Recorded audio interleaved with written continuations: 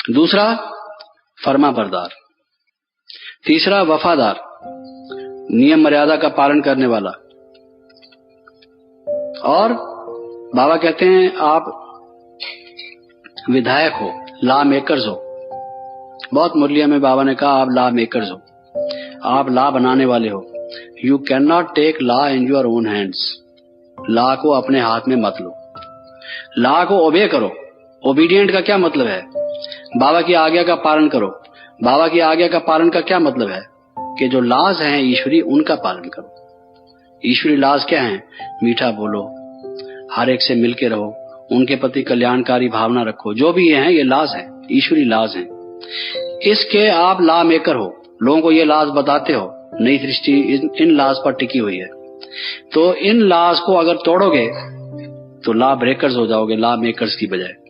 तो फिर वो जो है वो उसको बाबा कहते हैं कि don't take law in your own hands. कोई ये नहीं कह सकता कि भाई मैंने इसको डंडा मारा। पुलिस को कहते हैं हाँ डंडा मारा तो सही मैंने, लेकिन इसलिए मारा कि इसने मुझे थप्पड़ मारा, इसलिए मैंने इसको डंडा मारा।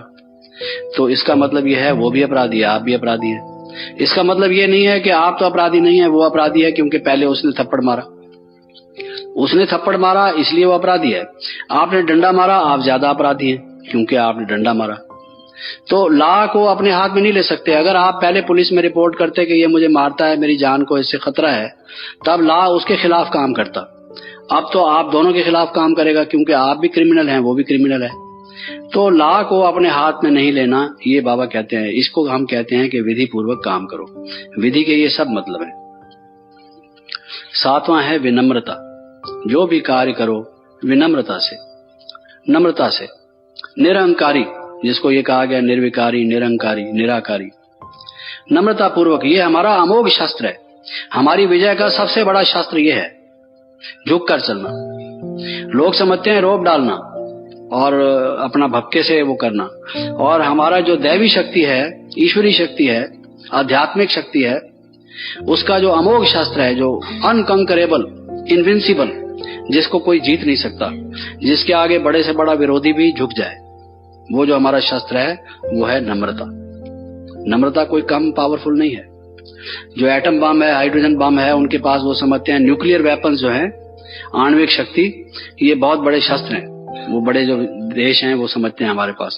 हमारा सबसे बड़ा शस्त्र क्या है? नम्रता। नम्रता, इसको ये समझना चाहिए, ये हमारे सिद्धि का स्वरूप है एक प्रकार से। फिर आप इसको कभी नहीं छोड़ेंगे। आएगा गुस्सा, आएगा, प्रेस्टेज हमारा, हम समझेंगे हमारी इंसल्ट कर रहा है, इसको तो दो थप्पड़ मारो। ये समझता क्या है? 2.5 धेले का आदमी है और ऐसे बात करता है, अंदर से गुबार आएगा। लेकिन जब आपको ये आएगा नम्रता, नम्रता, ये मेरा अमोघ शस्त्र है। इसकी जो प्राइड है, इसका जो अहंकार है, इसको मैंने किससे जीतना है? भाई वो कहते हैं वो गधा से लड़ा तो भीम ने गधा अपनी उठाई, उसने ये इस शस्त्र को लिया तो उसने उस शस्त्र को लिया, होता है ना, उससे विजय प्राप्त की। हमारा ये शस्त्र है, अस्त्र शस्त्र, ज्ञान का अस्त्र शस्त्र। तो विनम्रता में एक तो हमेशा ये बात रखो ध्यान में कि ये हमारा किस प्रकार से रहनी चाहिए। और इसमें सबसे पहले ये सोचो कि मैं वर्ल्ड सर्वेंट हूँ, वर्ल्ड सर्वेंट हूँ। आमतौर से ये कहा जाता है मैं कोई इसका नौकर हूँ, इसके बाप का नौकर हूँ। ये समझता क्या है? ऐसे कहते हैं, नहीं मैं हूं नौकर, इसका भी नौकर हूं, इसके बाप का भी नौकर हूं, सारी दुनिया का नौकर हूं मैं तो। वैसे ये कहते हैं ये आदमी क्या है? अरे नौकरी तो करता है वहां। ये इस तरह से किसी को टांट करते हैं लोग, ये क्या है? नौकरी करता है, नौकरी पेशा आदमी है, नौकरी पेशा। बाबा भी कहते हैं नौकरी से टोकरी उठाता है। नहीं, हम तो है ही नौकर। You are most obedient servant, I am your most obedient servant. पहले लोग ऐसे लिखते थे, अब लोगों में इतना ज्यादा प्राइड आ गया, योर्स फेथफुली लिखना शुरू कर दिया। फिर फेथफुली हटा के सिंसियरली लिखना शुरू कर दिया। फिर सिंसियरली भी हटा के आजकल सिर्फ योर्स लिखते हैं। फिर योर्स ट्रूली भी लिखना शुरू किया। फिर चूंकि ट्रूथ तो है नहीं तो मन में उनके आया योर्स ट्रूली क्यों लिखे जब हम है ही नहीं, तो ट्रूली भी हटा दिया। अब ट्रूली की बजाय आपने देखा होगा लेटर्स में क्या लिखते हैं? सिर्फ योर्स, बस। योर्स भी सोचेंगे हम इनके हैं तो नहीं, फिर योर्स क्यों लिखते हैं? अभी उनको कोई शब्द और ख्याल में आया नहीं, जब आ गया तो योर्स भी हटा देंगे, कहेंगे माइन, योर्स भी नहीं। ये हालत है। हम वर्ल्ड सर्वेंट हैं। और बाबा कहते हैं मर जीवा, हम मरे पड़े, हम तो मरे पड़े। हम पिछला जो हमारा जो जीवन था, मैं बड़ा पैसे वाला हूँ, अरे मैं भी कोई ऑफिस में आकर काम करता रहा हूँ, गजटेड ऑफिसर रहा हूँ, मेरे को कुछ मालूम नहीं क्या, यही आदमी जानता है कि ज्यादा बात करता है, इसको ही सारी दुनिया का ज्ञान है क्या, मैं इसको सीधा कर दूंगा, ऐसे आदमी में ख्याल आता है। नहीं, मैं तो मरा पड़ा हूँ, मैं तो कुछ भी नहीं हूँ। तो ये मरजीवा जब हम बन चुके, ये हमारे में भाव हो। और बाबा कहते हैं मैं तो फकीर हूँ, बेगर टू प्रिंस, मेरा तो कुछ है ही नहीं, जो मेरे था वो शिव बाबा को दे दिया, मेरे पास कुछ रहा नहीं। तो बाबा कहते हैं बेगर टू प्रिंस, जितना आप बेगर बनोगे उतना प्रिंस बनोगे। बेगर का यहाँ ये मतलब नहीं दूसरों से कमंडल लेके उनसे गली गली में जाके उनको कहो जी मैं तो बेगर हूँ, मैं तो बेगर हूँ, डालो कुछ इसमें, उसको बेगर नहीं। उससे तो बाबा कहते हैं मांगने से मरना भला। लेकिन मन का जो भाव है कि मेरा तो कुछ भी नहीं, मैं तो फकीर हूँ, तो ये भाव जब आएगा विनम्रता ठीक ढंग से आएगी। फिर बाबा कहते हैं विशेषता, हर एक आत्मा की विशेषता है, मेरा हर एक बच्चा विशेष है, उसका इस्तेमाल करो विश्व की सेवा के लिए, तो वो उससे आपका जो भविष्य है वो बहुत ऊंचा बन जाएगा। तो ये विशेषता, और अपनी भी विशेषता देखो, अपने में कमियां भी हैं, कमजोरियां भी हैं, अगर उनको देखते रहोगे तो आप में हीन भाव आएगा, मैं तो नीच हूं, दास हूं, जैसे भक्ति में सोचते रहे अपने विकारों को देखकर और यही सोचते रहे, तो उठने का उनमें चांस ही नहीं रहा। लेकिन अपनी विशेषता देखो कि मैं जैसा भी हूं तैसा हूं, बाबा का हूं, और मेरे में ये विशेषता तो है, इसको मैं काम लाऊं। तो अपनी भी विशेषता देखो और दूसरों की भी विशेषता देखो, दूसरों की भी कमियों कमजोरियों को मत देखो, क्योंकि आपका जीवन किस पर आधारित है, जैसा आप देखोगे वैसा आप बनोगे। ये आंख जो खिड़कियां हैं, वो कहते हैं, जैसे आमतौर से कहते हैं कि if you want to reach a man's heart you can do it only through his mouth.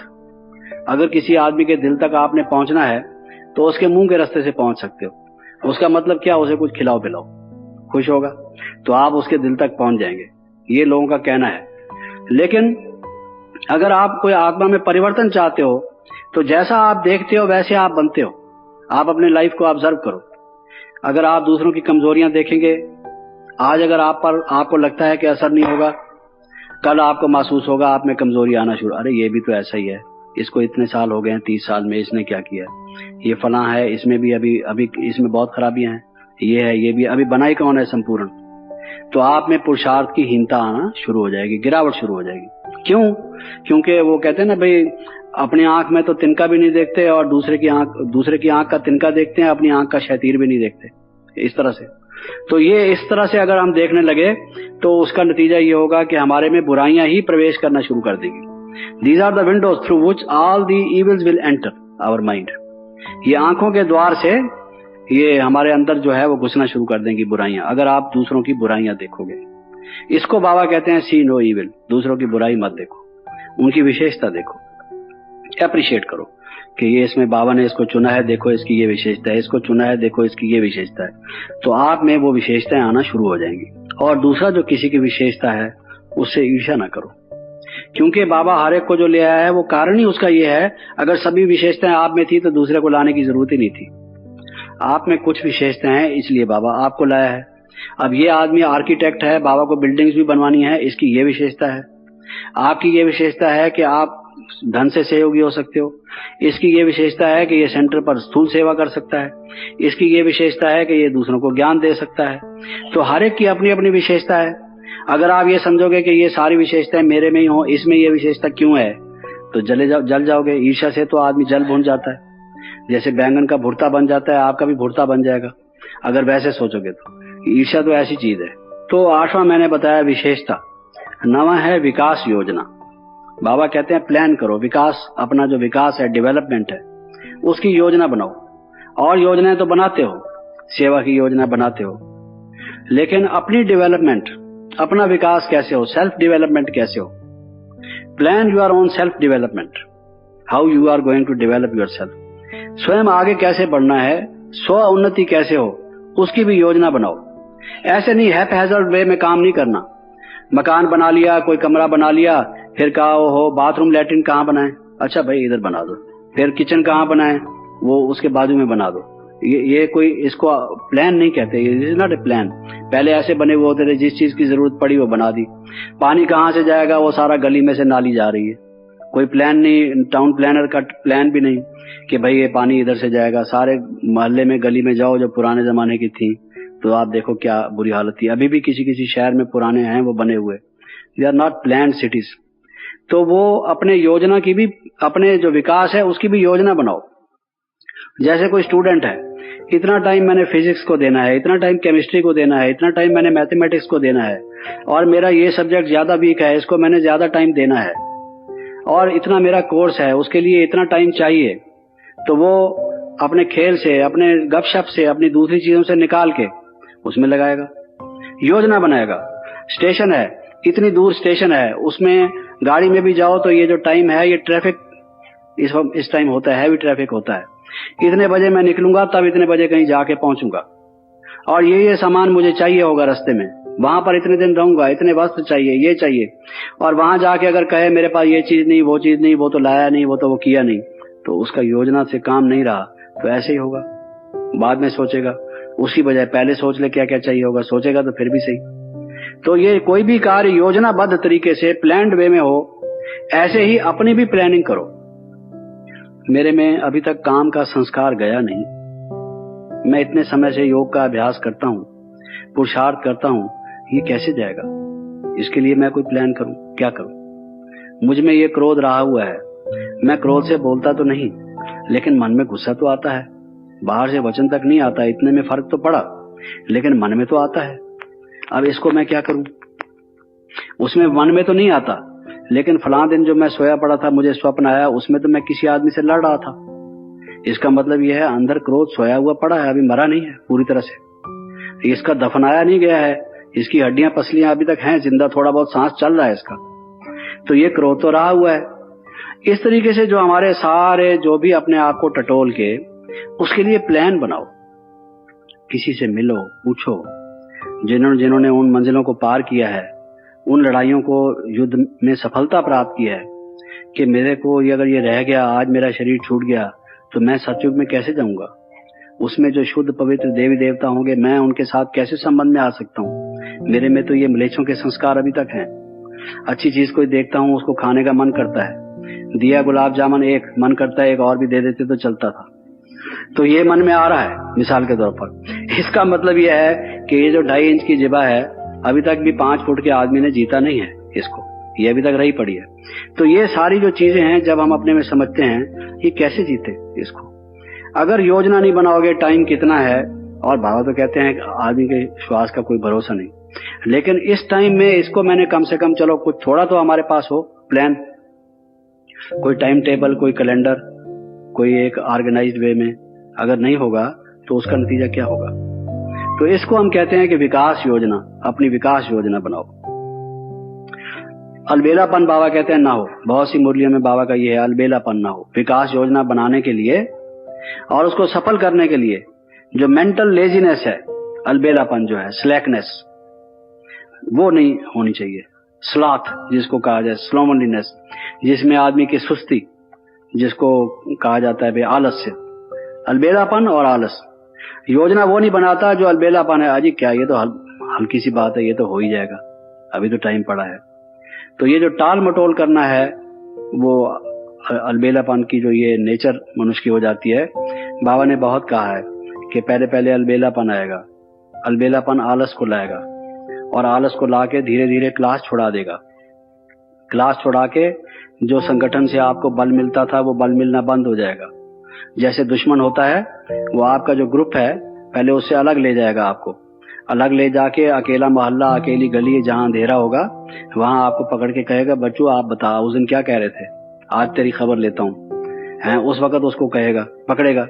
तो वो दुश्मन भी किसी को अकेला करता है, पहले उसके जो बल के साधन हो उनसे उनको हटा के पहले एक तरफ ले जाता है। आज बात कर मेरे से, क्या कहता था तू, ऐसे बात करता है। तो बाबा कहता है माया की भी ये चाल है। माया क्या करती है, पहले आपको अलबेलापन करेगी, हो जाएगा, कर लेंगे, कोई देर नहीं। अरे हम तो जिस वक्त करने पर आएंगे तो हमारे सामने बड़ी बड़ी चीजें, हम तो सिर्फ करने पर हमको आना चाहिए, जिसको बाबा कहते हैं भाई झूठे बहाने, अपने आप को तिफल तसल्लियां, अपने आप को एक झूठे तसल्ली करने के साधन वो करेंगे, और फिर उसको कहेंगे एक दिन क्लास में ना गए तो क्या हुआ, कल हम डबल मुरली पढ़ लेंगे, और 2 मुरलियां क्या, हम तो बड़े फास्ट हैं, 3 मुरलियां भी इकट्ठी पढ़ लेंगे। बात तो पुरुषार्थ करने की है ना, सिर्फ सेंटर जाने की बात थोड़ी है। मुरली ही तो पढ़नी है ना, मुरली पढ़ लेंगे और योग लगा लेंगे, ऐसी क्या बात है, कहीं भी लगा सकते हैं, इतने पुराने हम हैं, हमको क्या दिक्कत है। तो वो धीरे धीरे क्लास को छुड़ा देगा, संगठन को छुड़ा देगा। संगठन की अपनी शक्ति है। मुरली तो आपने कहीं भी पढ़ सकते हैं, लेकिन जो क्लास का संगठन का बल है ये कोई कम नहीं है, इसको मत भूलो। ये हमारा संगठन जो ब्राह्मण परिवार का है, it is very very important. संगठन से आप छूटे तो समझो सूख जाओगे, यू विल बिकम ड्राइड और खत्म हो जाओगे। तो ये एक बहुत बड़ी शक्ति है। तो इसलिए अलबेलापन को छोड़ो, आलस को छोड़ो, ये विकास योजना बनाओ, इसके लिए बाबा कहते हैं। तो 11वां बाबा कहते हैं व्यवस्था करो, हर एक चीज व्यवस्थित रूप से करो, ऑर्गेनाइज्ड वे में करो, डिसऑर्गेनाइज्ड वे में नहीं। गीता में कहा गया है जो ज्ञानी और योगी है, योग जो है वो योग किस चीज का नाम है, ज्ञान किस चीज का नाम है, मनुष्य की जो थॉट्स हैं वो व्यवस्थित है। ज्ञानी और योगी का ये लक्षण है। आप कभी किसी मीटिंग में भी बैठे हैं, लोगों की बात सुने, कई लोग जंप करते हैं इधर से उधर, उधर से उधर, बात शुरू कर रहे हैं कुछ और चलेंगे, वो कहते हैं ना from rose to bar of roses, वो चले जाते हैं। बात कर रहे हैं कुछ और वो अपने जो जिस के लिए मीटिंग हम कर रहे हैं, जिस बात को डिसाइड करना है, उस बात को छोड़ के बीच में कहेंगे आपको पता है उस आदमी का क्या हुआ? नहीं, हमको तो नहीं पता है। कहेंगे वो जो डिस्कस करना है मैं आपको बताता हूँ, ये भी बहुत जरूरी है, पहले ये सुन लो। वो बता देंगे अच्छा भाई सुनाओ। सुनाने के बाद फिर दूसरी बात कहेंगे पहले चाय पी लेते हैं फिर डिस्कस कर लेंगे। चलो चाय पी लो। फिर उसके बाद कहेंगे 15 मिनट गैप छोड़ दो, फिर इकट्ठे बैठ के जम के बात करेंगे। तो कोई भी चीज व्यवस्थित नहीं, क्या करना है क्या नहीं करना। फिर जब बात करेंगे वो कहीं से कहीं चले जाएंगे। कोई उनकी पटरी ही नहीं है जिस पर रेल चले उनकी, वो कोई राइट लेफ्ट ही नहीं है जिधर ही ले जाए। तो जो योगी और ज्ञानी होगा उसके थॉट्स ऑर्गेनाइज्ड होंगे, व्यवस्थित होगा, जीवन उसका व्यवस्थित होगा। एक तो उसका टाइम मैनेजमेंट होगा, सारी दिनचर्या जिसको हम कहते हैं, दिनचर्या माना क्या, मैनेजमेंट ऑफ टाइम। हमारा जो टाइम है वही तो लाइफ है। वो हमारा टाइम हमने किस पर स्पेंड करना है, योग पर कितना, ज्ञान पर कितना, सेवा पर कितना, रेस्ट पर कितना, भोजन पर कितना, ये सारा टाइम मैनेजमेंट व्यवस्था है टाइम की।